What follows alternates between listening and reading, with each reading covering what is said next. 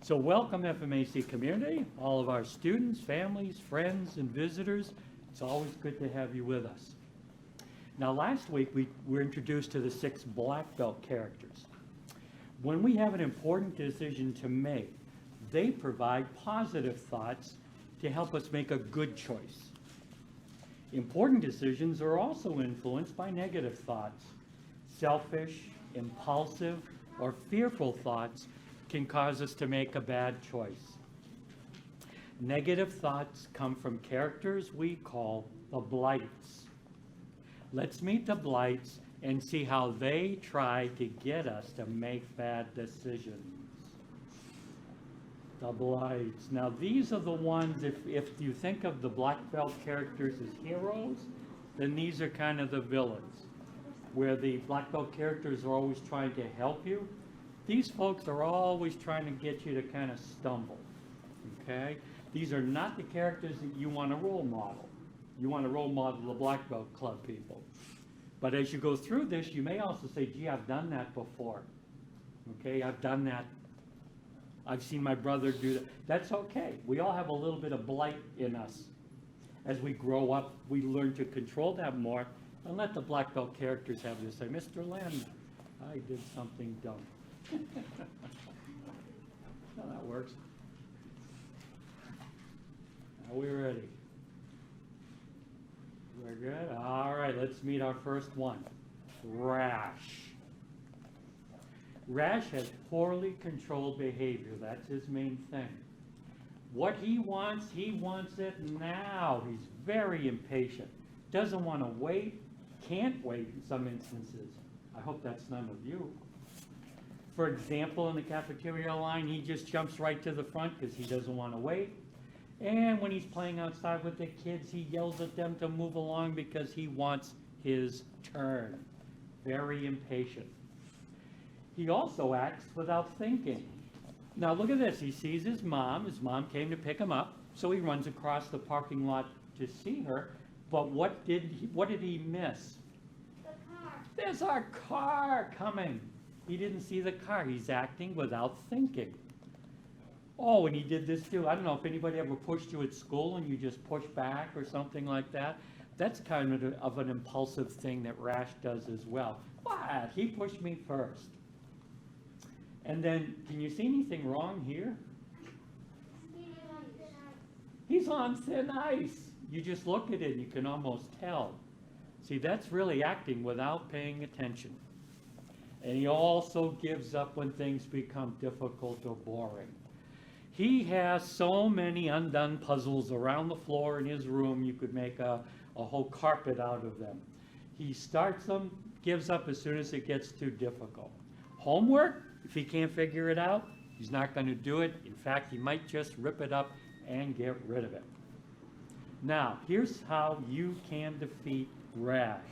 Just some ideas. If somebody pushes or teases or punches or anything like that, don't let the first thing that comes out of you hitting back, pushing back, okay? That's kind of like a Rash thing to do.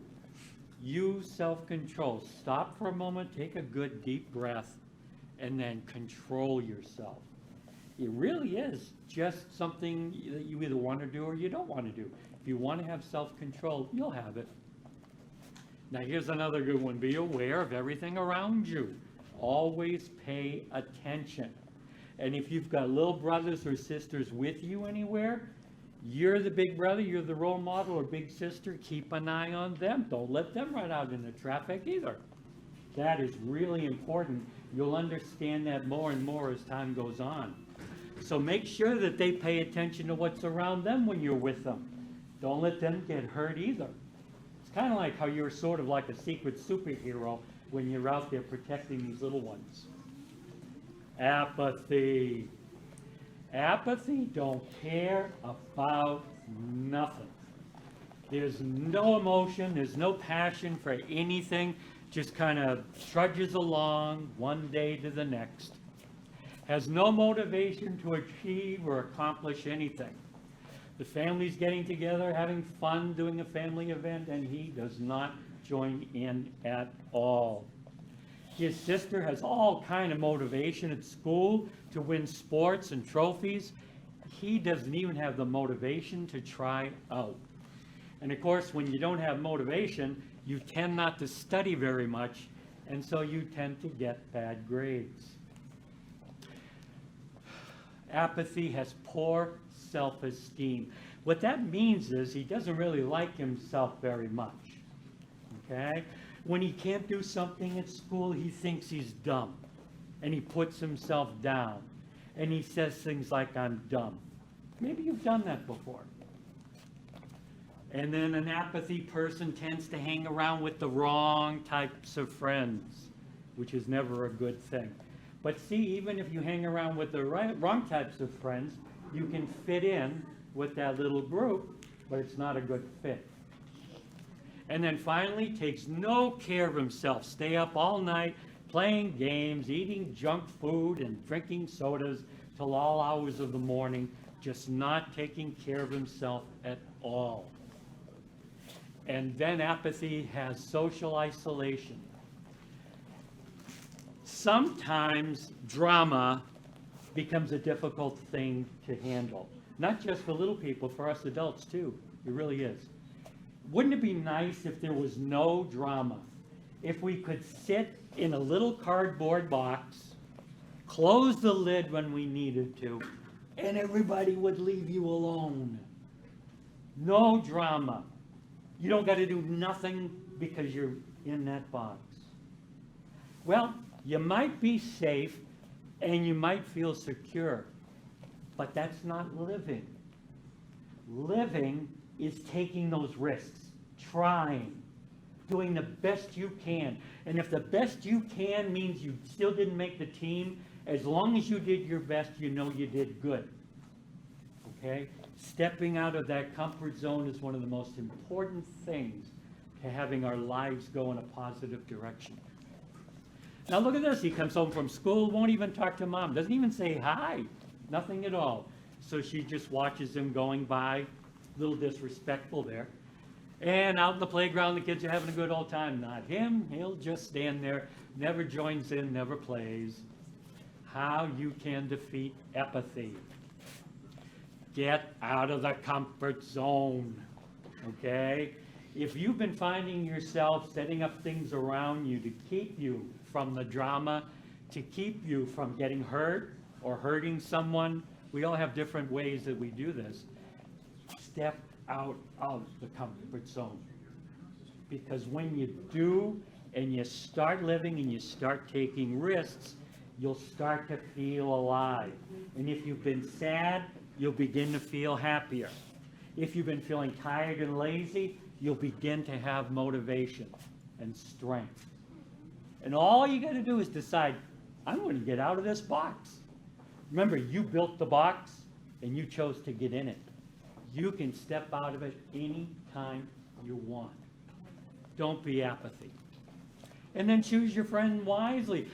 Somebody once said, you show me your friends and I'll show you your future. Your moms and dads know exactly what I'm saying right now. Remember, they used to be your age. The friends that you have now can decide what your future is going to be like. If you hang around kids that are doing bad things, you'll tend to do bad things, and that can mean a lot of trouble. Okay? If you're hanging around with friends that do good things, chances are more likely you'll do good things. Okay? Be careful what, oh, and another thing, no friend is ever going to say to you, go ahead, no one's looking, take that candy bar, we'll run out of the store. No one's ever going, a friend is never going to say to you, quick, push them, nobody will know it was you. A friend is not someone that will ask you to break the rules. If someone asks you to break the rules, you can remember this talk and say, whoa, that's not a friend. So now it's time to put some distance between you and that person. Okay? No friend will ever try to get you into trouble. Covet is our last one. Covet is never happy with what she has. She always wants more. More money, more popularity, more toys, more books, more of anything. One part of her personality is being very selfish. She keeps her things away from everybody else. She will not let her little brother play with any of her toys or any of her other belongings. And when she can't get something that she wants, she's so selfish that she just pitches a fit right there in the toy store where everybody can come over and see what she's doing. Now, wait a minute, look at Mom and Dad over there. Do you notice anything? It looks like they have no money, doesn't it? Gee, so she's getting all upset because she can't have a toy, but the reason is Mom and Dad really can't afford it. I don't know, maybe that's happened to you before. That's happened to me, and that's why we have this slide, okay? I had a child once yelling and screaming for a toy that I couldn't give them because I didn't bring any money. It happens. So the next time you think about pitching a fit, when you can't get something you want, think, oh, maybe Mom and Dad don't have the money for it, okay? Greedy, oh my God, is she greedy? She sees her brother having fun with the ball, she's going to take it, and now it's her ball. And then when he goes in to tell Mom, she gets jealous that he gets the attention and she doesn't. And now this is a little bit more dangerous. She really feels that the rules don't apply to her, especially when it means getting something. So if she goes to the store and she sees some things she likes, can't afford them, she just walks out the store sometimes with them. Really, really bad decision. And she cheats at school all the time. So much so that her classmates don't even look over her anymore. But that's how she gets through things. She can't study, can't do things on her own, just has to get ahead. How you can defeat covet. Now this is so simple, but it can be so hard. Be happy with who you are and what you have. Last fall, we did a talk on wants versus needs. We said a need is something you've got to have to stay alive. A want is something you'd like to have that you don't need to stay alive. Okay? Is a puppy a need or a want? Good for you. There's the first class that everybody had the right answer. Good for you. You see, even though you might be young, you might be little, you know right from wrong, and that's the important part. Okay? You see all of these famous people, and they make all kinds of money, and they fly around the world to all kinds of places, but when you read about them, they don't seem very happy. I've never seen any real big rock star or celebrity that was really happy with their lives. I'm sure there are some, but most of the people are really sad. Okay? The Stooges, for those of you who grew up in the old era, they were real unhappy. They had all kinds of tragedies going on around them. Share.